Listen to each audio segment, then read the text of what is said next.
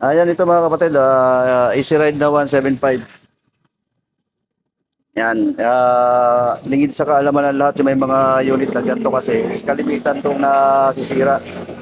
So ito yung sa bracket na ignition coil, no? Dito. Yan, so dyan yan. Kagaya nito na bali o naputol, ayan, pinawilding na lang.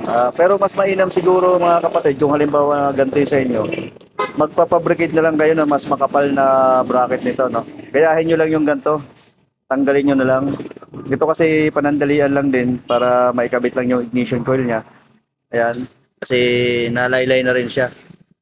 So paggawa na lang kayo siguro para mas mainam. Tapos kapal-kapalan nyo na lang yung bakal. Kasi ito manipis, so kapag sa vibration kaya napupunggal. So dito na puputol. Okay? Ano lang yung mga kapatid? Counting ano lang sa inyo share, no, para kung makakagawa kayo ng ganito. Salamat.